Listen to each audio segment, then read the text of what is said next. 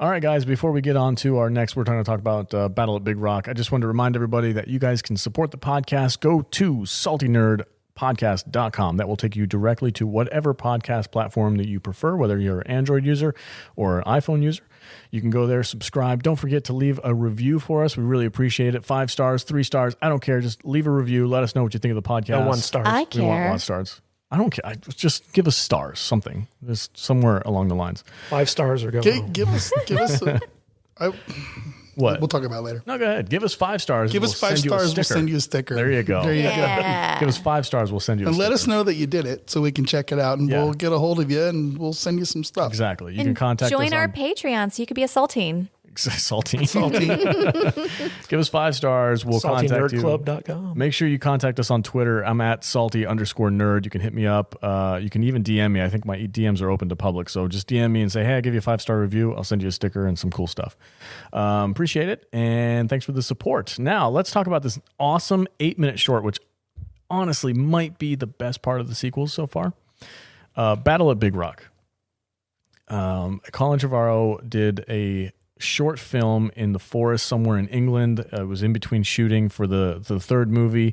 It was like a big hubbub. They made a big deal about it, and all, the fandom was on fire. We're like, yes, we're getting like this nice little treat in between waiting for these 2 movies. Is this supposed to be a teaser for what's coming? I think it was more of a technology test, right? Just to see what it looks like. Maybe, because I know they used a lot of the CGI, like some more advanced CGI in this movie, but in this short film, but they also used an animatronic Allosaurus, which was, and they mixed the two. They used the animatronic one, but then they kind of like masked it with some CGI and kind of meshed the two together. And I think it came out freaking fantastic. But this, it does kind of fill a gap. It kind of explains what happened after the second movie, or after the 5th movie, I guess, and where the dinosaurs went, because there's a couple lines of dialogue in this one, in the short film, where they're like, oh, did you hear about what happened down south or whatever? Like they're assuming that they're in California and they're north of where the castle was. Give me the 30-second breakdown of what happens in this thing.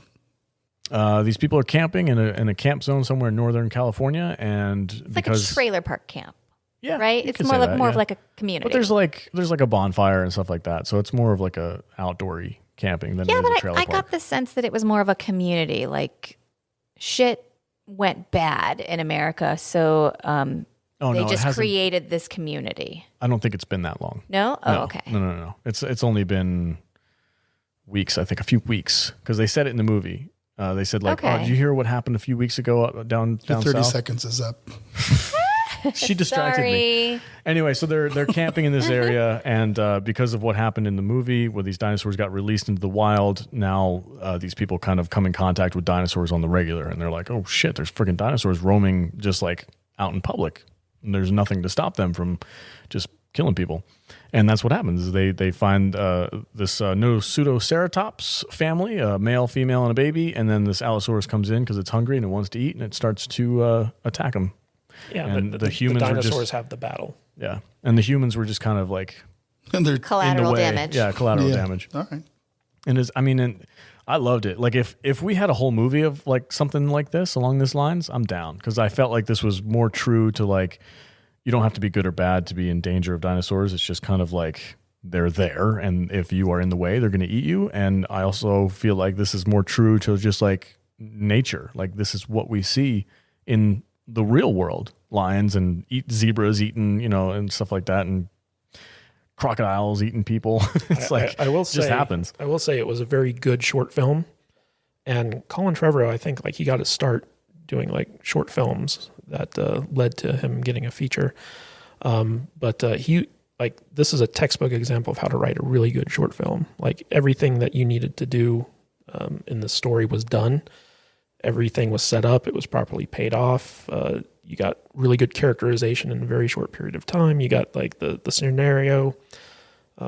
Basically, like it was just a perfectly written short film, in my opinion. It was really good. I loved it. Perfectly written. Perfectly written. Copy. From Matthew Kadish. Yeah, that is the stamp of approval. Damn. Gets an A on his paper. Damn. That's good. Yeah, so if Colin Trevorrow can just stick to short films instead of features, might be pretty good. Shots fired. No, he just needs to, take these things and stretch out the ideas a little bit. Because honestly, like I said, if they had a movie, full-length movie that's just basically this Battle at Big Rock, I'm down. That was awesome. I freaking loved it. And I love there was a moment in this short film where I legitimately thought a dinosaur was going to eat a baby. Yep. I was like, holy shit. I was like, no. I was honestly It's scared. happening. For a minute, I was like, they're going to do it. Holy shit, they're going to do it. It's like, put your hand over that baby's mouth. I loved how at the beginning, the father was kind of scolding the girl for playing with a crossbow. Yeah. And then at the end, it's that girl with that crossbow that saves them from being eaten. Yep. Set up and pay off. Set up and pay off. It was perfect. Yep. Hey man, don't be teaching my daughter how to shoot your crossbow. Like it's so funny because it goes off as like a funny side moment. Yeah. Like, oh, that's just like immediately before shit goes bad. yeah. And it's funny because that actor was from Castle Rock, that Hulu show. Remember him? Not from that, no. He was the main character in the first season. Oh. And I was just like, oh, he heard the schism. Yes. And the dinosaurs came through. Anyway, what did you think about this? You watched it a couple weeks ago, right? Yeah, a few weeks ago. Did you like it? Yeah, it was fun. Dinosaur fight. I kind of like the part at the end where they showed the dinosaurs on the freeway. Oh, the little viral videos. In the Yeah. thing in the ocean and, just, yeah. Yeah, It's funny. I didn't know that they were real viral videos that they just inserted dinosaurs into. Yep. Yep. They took viral videos from the internet that, were all over the place from different types of things that happened, and they just dubbed in. Nice. CGI I wish theaters would, or these movie people would put more stuff like that out. Really? Just fun stuff. Oh, like people little short us, films and stuff? Yeah, people like us can eat up and talk about and have some fun with. Well, that's the thing. Like, I want to talk about Colin and his like. You can say what you want about the films, criticize them. They're not perfect. I don't think anybody thinks they are. But like his action as a director who is in charge of this franchise and his interaction with the fan base is just phenomenal. Like, I have no complaints about the guy at all. He's so cool. He even answered a handful of my tweets, which it's like rare that ever happens. He does seem very hands-on. It's really cool. And I think he respects the fan base. I know there was a story from when he was first making Jurassic World. He wanted to have a moment where the Indominus takes down, when you go to like the actual Universal Studios here in California, and they have like the animatronic dinosaurs that kind of move around and stuff. I've never been there. Never? Not this one, no. Dude, you need to go. No. He wanted to have a moment where the Indominus Rex like rips down one of the animatronic dinosaurs, and Spielberg was like, fans aren't going to like that, right? And he's like, what? Why? He's like, because they love animatronic dinosaurs. And if you have your CGI dinosaur eat an animatronic dinosaur, they're going to flip. And he's like, oh, I better not do that then. And the thing is, like, I know that he caught some criticism with the two movies, of course, as every director does, but his response to that is like, I love it. They hold my feet to the fire and hold me responsible for mistakes, and I learn from it, and I try to be better the next time. He actually respects their opinions, even if he doesn't agree with them. Like he hears them. Yeah, that's more than you can say for a lot of filmmakers nowadays. Yeah. So I stand Colin Trevorrow. I think they've got a good niche here. Every single kid in the world, at least everyone that I've known, we all go through our dinosaur phase. Yeah. So it's like I got stuck. Who doesn't want to see dinosaurs? I got fossilized in my dinosaur moment. Couldn't get out of it. But yeah, Kadish, you said it was perfectly written, which blew my mind. Jude, what did you think about Battle at Big Rock? Oh, I enjoyed it. I thought it was a good little film. Yeah. Did you find, I was talking about the moment where I thought the baby was going to get eaten. Like, did you feel like there was more horror in this than any of the other sequels movies? Yeah. Yeah. I think it was darker. Yeah. And I wasn't sure what was going to happen. I didn't know about the rules of people have to have it coming. Such a bullshit rule. Yeah. I thought it was a well-rounded film, and I thought it was set a little bit more in the future. I didn't catch that it was only a few weeks later, and I thought that it was like, oh, it's just during a time where these dinosaurs are roaming wild, and they are just a part of our nature now. And I thought that whole little thing that the little girl was talking about, like, oh no, that's a thisosaur, and it's a thatosaur. I thought that was like part of their education now. Like, they're teaching children about the do's and the don'ts with living with these things. And I just got the sense that it was more of like this is how people are living now in these communities. I really like how the film kind of ramps up, because it's at the beginning, it's just this little camping community, and the dad's grilling some chicken, and he's like, oh, like he burns the chicken, but he's like, oh, it's charred on the outside but juicy on the inside, and it's just kind of like a very nice slice of normal life. Yes. And then all of a sudden, like all the neighbors disappear, and they're like, like, hey, where are our neighbors? And then you see like the dinosaurs, and they're like, oh. But then it's like, oh wait, okay, they're herbivores, they're harmless. And then like, oh no, the carnivore shows up, but oh, they're just fighting each other. And then like, oh, the moment where the baby cries yes, and alerts the Allosaurus, I was like, and then shit gets real. oh Yeah. shit. Yeah. And when the baby is still strapped into his chair after like the trailer gets flipped over, That was terrible. and everyone is like kind of unconscious, out, and the baby's still crying, and the dinosaur's trying to get to it. You're just like, oh my god, Give me freaking anxiety just thinking about it, Yeah. man. That is such a hard But, thing to watch. I mean, honestly, as a parent, and this is the first thing I thought was like when the Carnosaurus, Allosaurus, when that one showed up. My first instinct as a parent would have been to grab that baby and put my hand over his mouth before it started crying. Yeah. I don't know that baby. But I guess they needed that. Whatever to happen. sound effect or whatever sound they used for the baby cry. I don't know if it's just it was actually ear recorded. piercing. It was that oh shit cry. Yeah.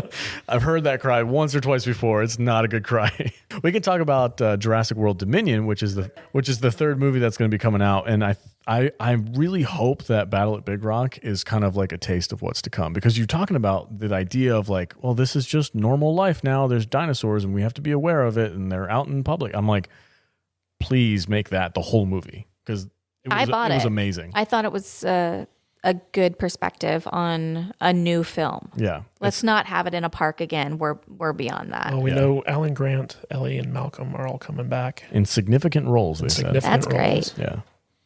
So, and that's another thing too with the fandom is like Colin Trevorrow was like, I'm not going to bring these legacy characters back one by one and just kill them off. He was like such a slight to Lucasfilm for bringing them. I was like, Yeah.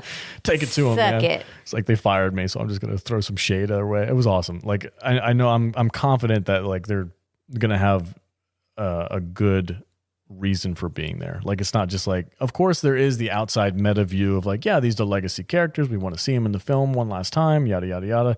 But I really hope that he knows enough not to just shoehorn him in there. I feel like like they did in the second movie. Ooh. Well, Ian Malcolm was very much remember before Fallen Kingdom came out, they were making a big deal about Ian Malcolm's back. Ian Malcolm, he's in like 2 scenes for 3 seconds. Yeah, he's in the courthouse. Yeah, they Luke Skywalkered him. Yeah. Actually, they got more of him than we got of Luke Skywalker.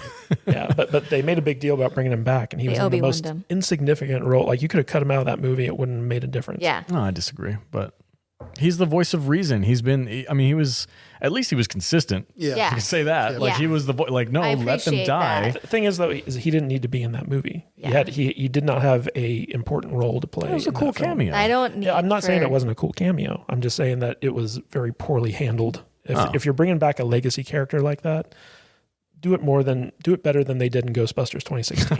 Is he coming back for the next one? Yeah, I don't know he's- how much of a role he's going to have, because of all the characters, Ian Malcolm would be the one who's like done with dinosaurs, right? Yeah. I don't. And that's one character I don't need for him to have an arc. I feel like he's so rigidly who he is, Yeah. and I want him to stay consistent. I would love him to say one line. God, I hate being right all the time. Like if he says that, because like it's Chaos. exactly what happened, or exactly what he said was going to happened. I would love for him to say that line. Life finds a way. Finds a way. I want him to come in with a 20-year-old wife, Yeah, some hot piece. some hot little girl. She's just like a friend of his daughter's. That'd be awesome. Kadish, what do you think they're going to do with this third movie? Seeing that Colin Trevorrow has like this was the movie that he's been really wanting this to make, this one where dinosaurs are in the wild. Well, whatever they do, it's probably going to be like the military acting evil, trying to kill all these dinosaurs, and then you'll have a ragtag group Oh, of God. dinosaur lovers who are like, we have to protect the dinosaurs from the military. And they will be very multiculturally diverse. Yes, stunning and brave. I don't know. I think that, like you said, Battle at Big Rock is a taste of what we're going to get, where like the dinosaurs are out and they're claiming dominion over the planet again, and it's going to be humanity versus dinosaurs. I know that Trevorrow specifically said that the first 3 Jurassic Park movies were kind of about playing God, and the next 3 are going to be about the consequences of doing so. And so like we're going to see in Dominion probably the full-blown consequences of, dinosaurs being let loose on the earth again. I hope it's like Planet of the Apes, where humanity just like gets thrashed. That would be in the trilogy after this one. Oh, okay.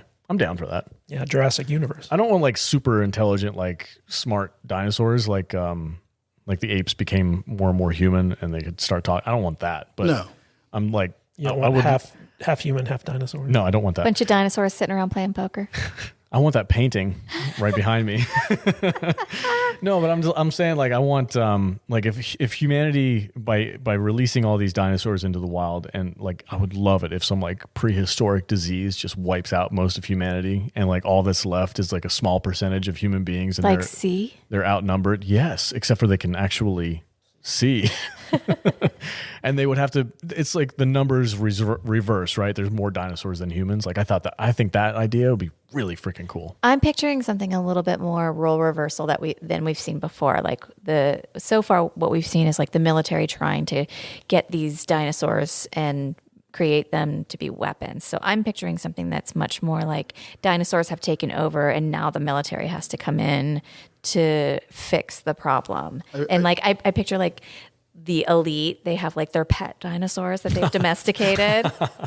Or like servant dinosaurs. They're like, oh, let's have Rexy come in and serve us drinks. And it's like, it like walks in, it's got the drinks on its back. And they're like, isn't he cute? And then it eats one of the kids. Sounds like a Rick and Morty episode. It does, doesn't it? Gee, Rick, I don't know, man. This seems like a really bad idea. What do you think is going to happen in this? I have no movie? idea. No idea? No speculation? No clue, whatsoever? No speculation. Okay. I'm just, in my head, I'm trying to figure out why we let dinosaurs become such a threat when we can just shoot the ones we see and be done with it. But whatever. All y'all need is just a red laser.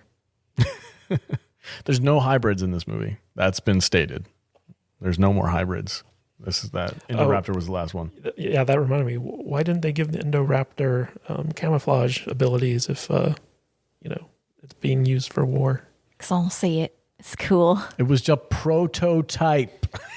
Well, the whole thing about the Indominus Rex that made it so. That was a side effect that they didn't expect. But once they got its DNA, they could have replicated Didn't they that, right? just That's get why that, they had to though? get the dino Yeah, DNA. they just got that. So they needed that bone and Blue's blood to make the good one next. Coming up next.